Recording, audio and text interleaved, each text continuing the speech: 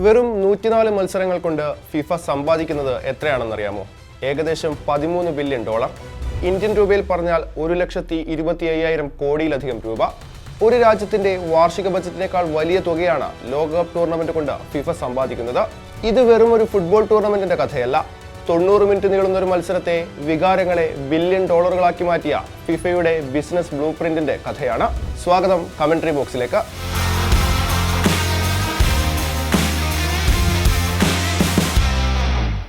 1954 സ്വിറ്റ്സർലാൻഡിൽ ലോകകപ്പ് നടക്കുകയാണ്. സ്റ്റേഡിയത്തിലിരുന്ന ആയിരങ്ങൾ മാത്രമല്ല, ആദ്യമായി സ്വന്തം വീടുകളിലിരുന്ന ടെലിവിഷനിലൂടെ ലോകകപ്പ് കാണാൻ തുടങ്ങിയ ലക്ഷക്കണക്കിന് ആളുകളും ആ ടൂർണമെന്റിന്റെ ഭാഗമായി. ഫുട്ബോൾ ചരിത്രത്തിലെ ഏറ്റവും വലിയ വിപ്ലവത്തിനാണ് അന്ന് തുടക്കം കുറിച്ചത്. അതുവരെ ലോകകപ്പ് ഫുട്ബോൾ എന്നത് സ്റ്റേഡിയത്തിൽ നിന്ന് മാത്രം അനുഭവിക്കാൻ സാധിക്കുന്ന ഒരു വികാരമായിരുന്നു. 54 ശേഷം അത് ലോകത്തിന്റെ സ്വീകരണ മുറികളിലേക്ക് കടന്നു വന്നു. പിന്നീട് നടന്ന ഓരോ ലോകകപ്പും ഫുട്ബോളിനെ മാത്രമല്ല, അതിന്റെ വിപണി മൂല്യത്തെയും മാറ്റിമറിച്ചു. 1970 മെക്സിക്കോ ലോകകപ്പോടെ മറ്റൊരു ചരിത്രവും പിറന്നു. ഫുട്ബോൾ മത്സരങ്ങൾ കളർ ടെലിവിഷനിൽ സംപ്രേഷണം ചെയ്യപ്പെട്ടു. പച്ചപ്പുല്ലും മഞ്ഞ ജേഴ്സിയും നീലാകാശവും പെലെയുടെ വിശ്വവിഖ്യാതമായ ആ ചിരിയും. അങ്ങനെ ഫുട്ബോളിന്റെ ആത്മാവിനെ ആദ്യമായി അതിന്റെ യഥാർത്ഥ നിറങ്ങളിൽ ലോകം ടെലിവിഷനിലൂടെ കണ്ടു. 94 ലോകകപ്പ് അമേരിക്കയിലെത്തി.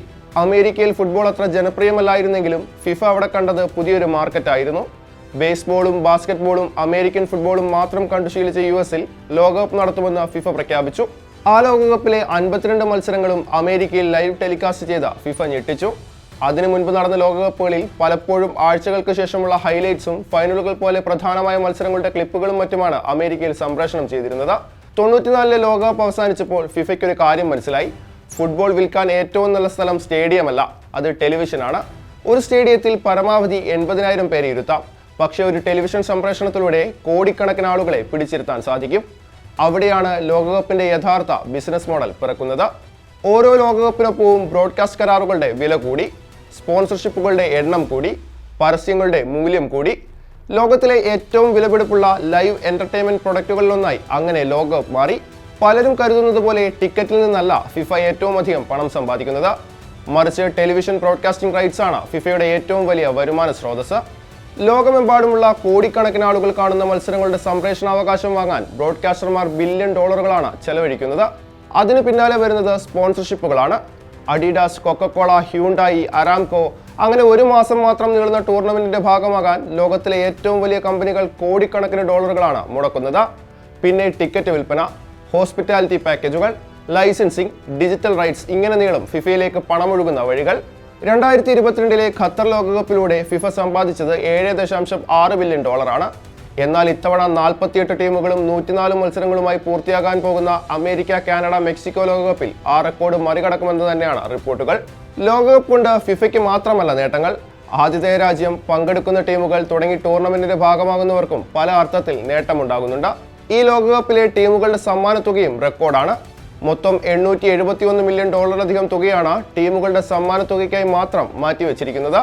ലോകകപ്പ് ജേതാക്കൾക്ക് മാത്രം $50 മില്യണിലധികം ലഭിക്കും. ഇതും ലോകകപ്പ് ചരിത്രത്തിലെ ഏറ്റവും വലിയ ചാമ്പ്യൻ പ്രൈസ് മണിയാണ്.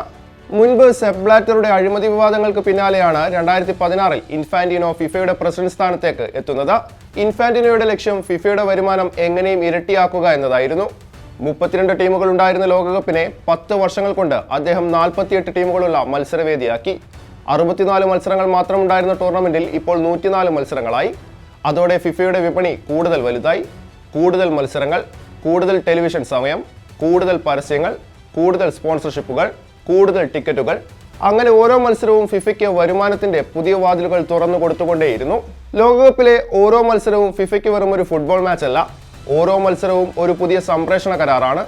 ഓരോ സ്റ്റേഡിയവും ഒരു പുതിയ വിപണിയാണ്. ഓരോ ആരാധകനും ഒരു പുതിയ ഉപഭോക്താവാണ്. അതുകൊണ്ട് ആര് കപ്പെടുത്താലും ലോകകപ്പിൽ സാമ്പത്തികമായി ഏറ്റവും വലിയ ജേതാവാകുന്നത് ഫിഫ തന്നെയാണ്.